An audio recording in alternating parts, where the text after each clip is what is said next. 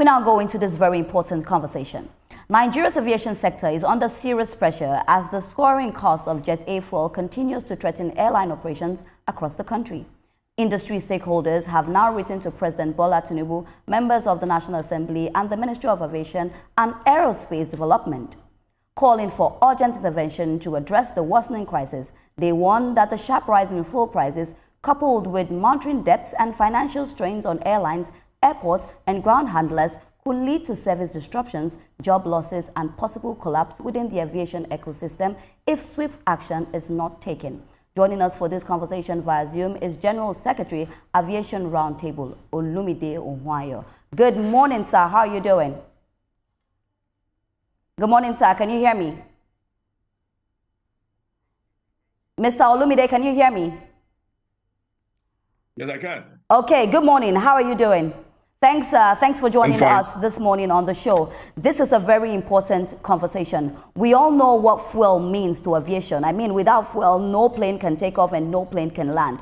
Over a period of time, we've been facing a lot of crisis when we talk about our aviation sector, and it's quite worrisome. We tell a lot of people, if the fuel is high, automatically the prices of fare, tickets will be high.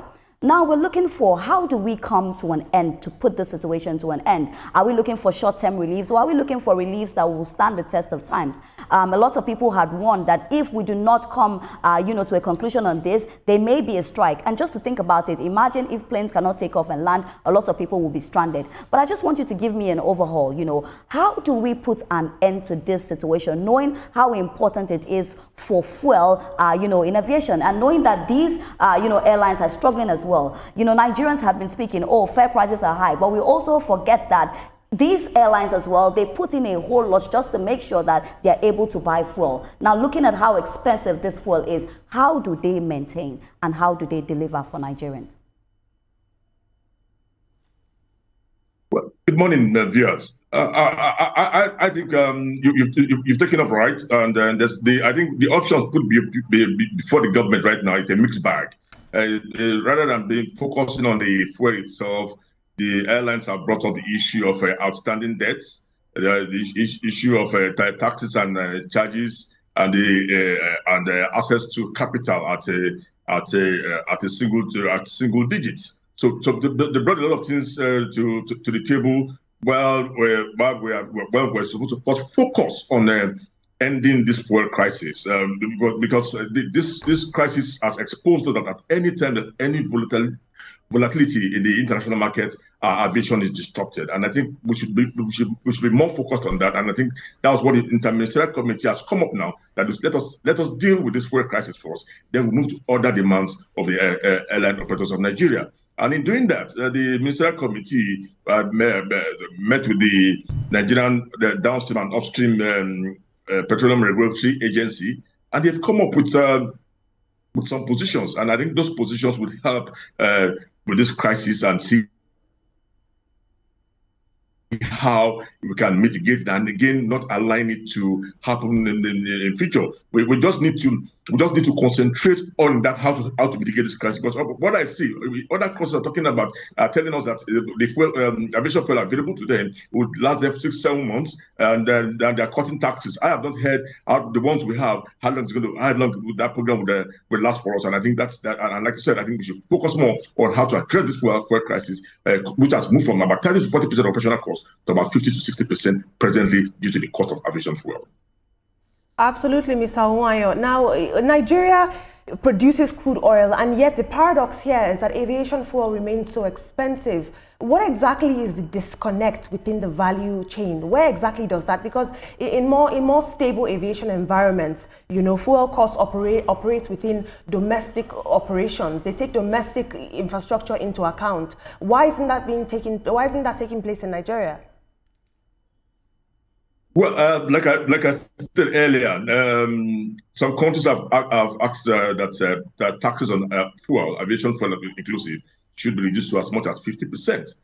Some have asked and are importing extra, looking at anywhere in the world they can get fuel. And one of those places is the Dangote refineries, which is presently taking about 95% of its aviation stock outside Nigeria. And the remaining 5% comes to Nigeria. So now, if those other countries are already planning. Why have we left the issue of the storage and the quantity that will be needed to the marketers and the airlines to determine as in the pay-as-you-go mode? I think that was where we dropped the ball. Again, what has happened is that between the refinery price of between the 1.8 to 1,800 to 2,000, and getting you expect that the marginal ship about 100 naira for those per liter, maybe marginal for Lagos, and for outside Lagos, you're looking at about maybe 200 or 300 naira. But what happened? That price moved to about 3,000 naira. The marketers were taking from the refinery and rather come directly to the airlines. It was going through another party, and in that process, the margin widened, and there the regulatory body there, the midstream and downstream body, I think that allowed the ball to drop there, and that also caused the crisis. That we are in now. The airlines are giving this. I cried out about 3 weeks ago. Nobody listened until when they threatened to go to down tool, and that was when the government responded. I think we should have waited for that threat before addressing it. Like in other countries, we should plan. Now, my worry is now that yes, while we're trying to correct the pricing measures at the moment, we should also start thinking about what happens if this crisis in Iran does not end in the next 2-3 months. We must begin to prepare. We must have storage. We must begin to look at how we're going to keep that aviation fuel flowing for the industry. It's sad that presently the only refinery operating is a privately owned refinery, and he has contractual agreements with other bodies. But then we must think about what's going to happen in the Nigerian aviation industry and the aviation fuel supply. And I think one of the things that was agreed at that interministerial meeting was that you should have the aviation fuel as part of the Naira to crude swap deal. That was not part of the deal before. It was just the petroleum product. Now the PMS, So now they have included aviation. I think that will also help. So we know how critical aviation is to the Nigeria's economy, beyond even the normal transportation, the land transportation, the maritime, etc. All of those are interconnected, and we cannot but look for a solution. And we saw the federal government, even appreciating the aviation, experts and the aviation practitioners, for not increasing their airfares and all of that until all this forth and back, came up, and everyone was surprised. So with the federal government now saying, talking about the fuel cost, now step in with a 30-day credit proposal.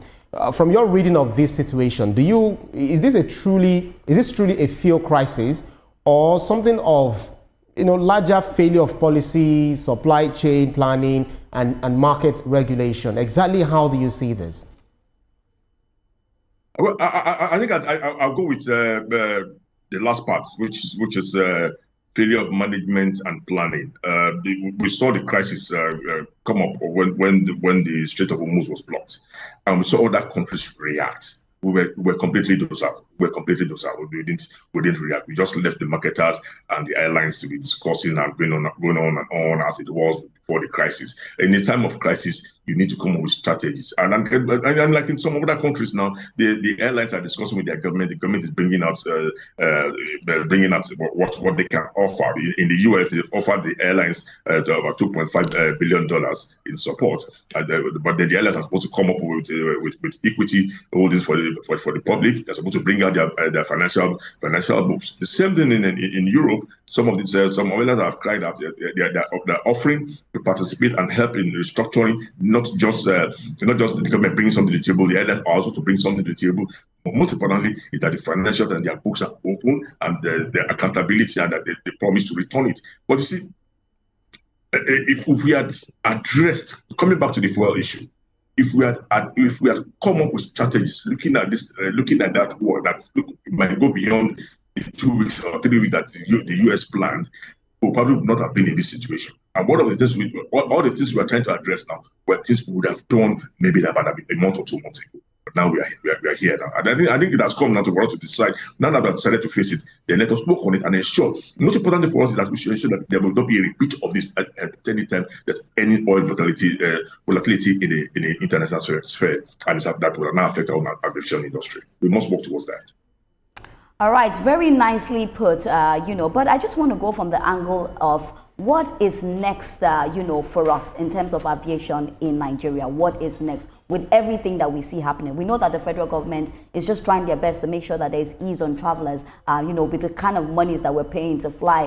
Back in the days, we know how much we pay. We actually know how much we're paying now. And oftentimes, we are always blaming the airlines. But at the end of the day, how much can we blame them? We also have to look at their operational costs. And we know that when it comes to aviation, almost half of the money goes, just fueling the plane. So for me, I say, what is next for our aviation in Nigeria? You have spoken about, other countries as well. You also mentioned Iran. But can we just be that when there's a shock, we shake? What are we putting in place to make sure that even when we see this outside shock, because they will still come in one way or the other, what is the way forward for aviation in Nigeria? Well, let me tell you, I think this present fuel crisis has opened a can of worms. And like I said earlier on, the interministerial committee set up by the Minister of Aviation, that has helped now with the 7-point agenda, which I highlighted some earlier on. And that is supposed to address fuel pricing. It's supposed to address the credit facility for 10 times fuel supply to the airlines. It's supposed to address the number of operators that will be at the airport terminal, journey supplies, and it's also to address the outstanding debts of airlines to those personal marketers. Again, if you look at other things on the table now, the airlines have brought the issue of outstanding debt to the agencies. The government, the unit Fiat, gave a 30% rebate cleared for those airlines. Though the unions are against that, they are also looking at the possibility of getting them have capital maybe at a single digit or in the early part of the double digits, because presently they said that they are asking for the Bank of Industry to intervene and provide funds rather than them going to the commercial banks that's giving them loans at double digits. They are also putting on the table the outstanding, the charges and taxes that are in place that are making the fares to go high and increasing the cost of providing those services. Those taxes and charges are also on the table, and the government also reviewing. I think it's an opportunity to look at all the problems within the industry that have made the airlines complain and has also made fares to high, not only on the domestic route and also on the international routes. All those are on top of the border now, and I think it's the right time to just address all these issues once and for all. We'll be paying lip service to this to addressing these issues. But again, I am not in support of blanket rebates or forgiveness of debt that would not cover up for corporate indiscipline. I am not in support of that. I am in support of you bringing those debts to the table, negotiating it, restructuring it, and also for the organizations, those who want the government to palliate it, so don't behave like they're cut up outside Nigeria. Well, but you bring your books to the table. You let the world see your finances, and we don't know what we are putting our money into. If you are saying their own injection is equity, what is the AON offering to the government during this process? All right, exactly. Mr. Ohunayo, please, you will hold your thoughts for me. We'll go on this quick break, and when we come back, we continue our discussion.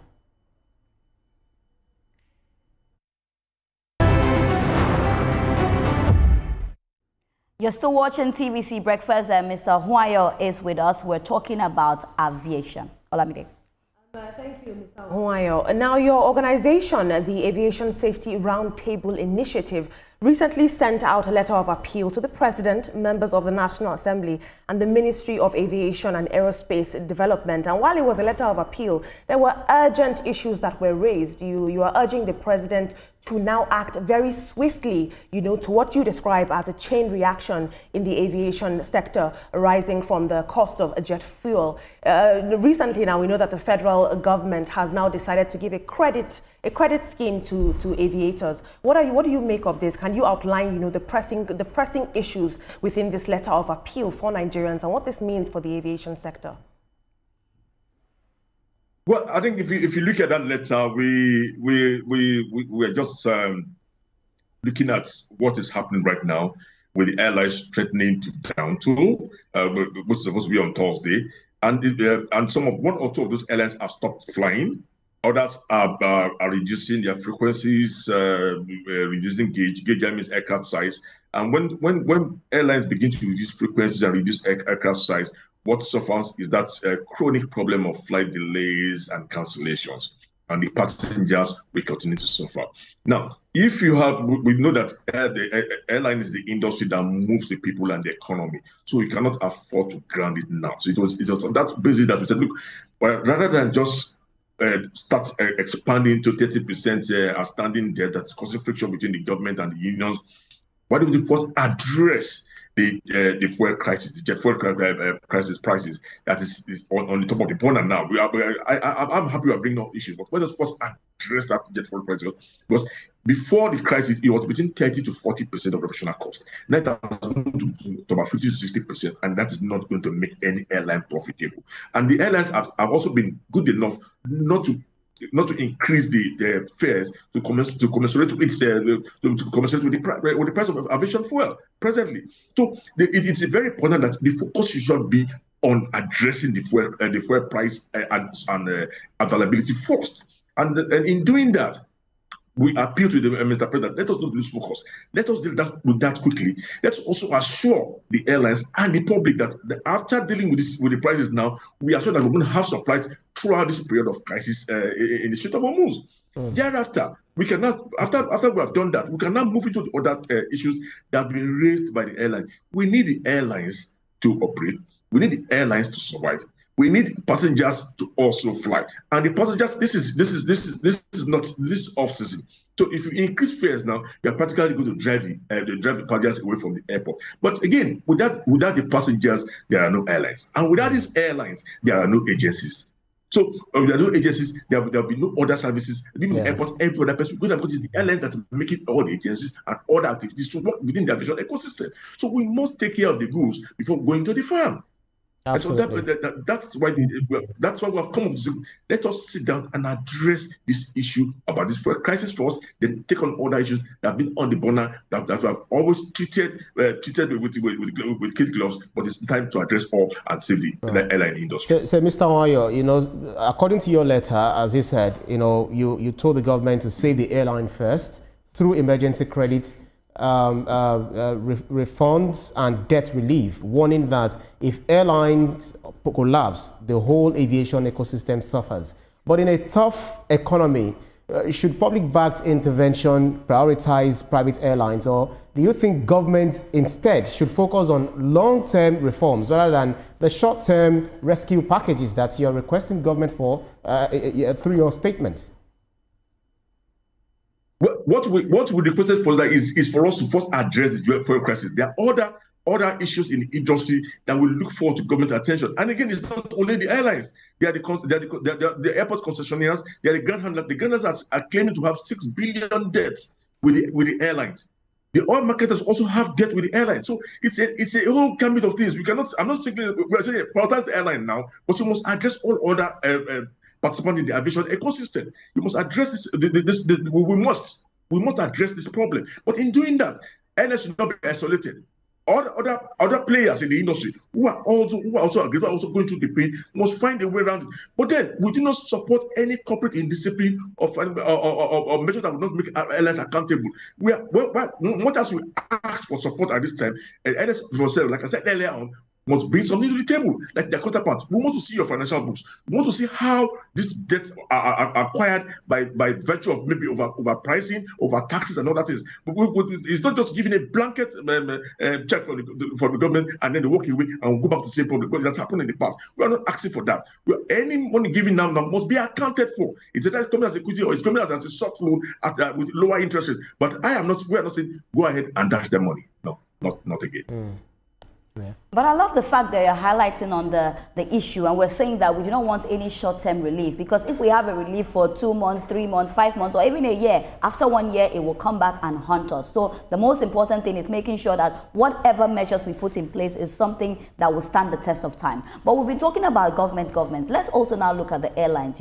What role can the airlines also play? We know that they are facing a major problem when we talk about this jet fuel. Everybody knows that is a no-brainer. But for the airlines as well, what measures can they put in place just to make sure that they help the government? Because at the end of the day, one hand cannot do it alone. Two hands wash each other. So for the airlines, what role do you think they should be playing at this point? We've had so many CEOs of airlines, come out to say that, you know what, because of what is happening, we're not, going to fly again, which is going to be very bad for the Nigerian citizens. So what can, airlines do as well, Mr. Ohunayo?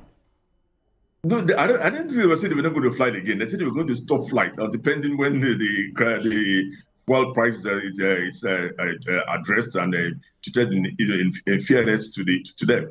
Again, I don't want to single out the airlines now. Let's look at the regulation within the industry. There's that economic regulation. Have they been able to follow through in looking at the books of the airlines? Because that's also key. If the regulator is able to stamp its feet on the economic regulation, then the airlines bots will be in a bonnet. But so it starts from the regulator, the economic regulation. Have we been very firm on that? Now, coming to the airlines that you mentioned in here now, I'm also of the opinion that, like I said earlier on, that yes, we are asking government to do this, to bring this to the table, to do that. What is the airline bringing to the table? Can we see the books? Can we see that, yes, they have tried as much as possible to maintain a clean slate, but is it the pressure and from the infrastructure, from the charges, from the prices? Is that what that has kept them down? So we cannot just sit and say, yes, government, without hearing from the airline itself. And it's enough to put the question before the table, before the government. What also are you bringing to show that, yes, this problem does not come from us? I am not. My organization is not in support of any financial discipline to be covered by any blanket waiver. And like the union said, they said waiving those debt is also putting pressure on the agencies to meet their own needs. And I started an example here that in the US they are asking for they're ready to provide about $2.5 billion to their airlines during this period. But there's a caveat there. It's coming either as equity, it's coming as soft loan, and you must also present your books and your finances to be sure that you will be able to use this loan appropriately, and that this finance is coming to the appropriate organization. Are we having the same measures here? So it's not for the government to look at it and say, okay, if we're going to give to you, then you are supposed also to bring this to the table. It's not for me to say that, but it's for the government who will bring it out to the table to ask for what it needs to get. Mr. Ohunayo, thank you so much. I wish we could go on and on. There's so many questions we have on this table to actually ask you. Maybe after the show, we'll put the call through to you. Thank you, but we can only hope for the very best. We need to see our aviation sector do very well in Nigeria. Thank you for joining us this morning. We all look for the best. Thank you. All right. Now, still on TVC Breakfast, a major political development is already stirring debate on the road to 2027 as key moves within the ruling party begin to take shape.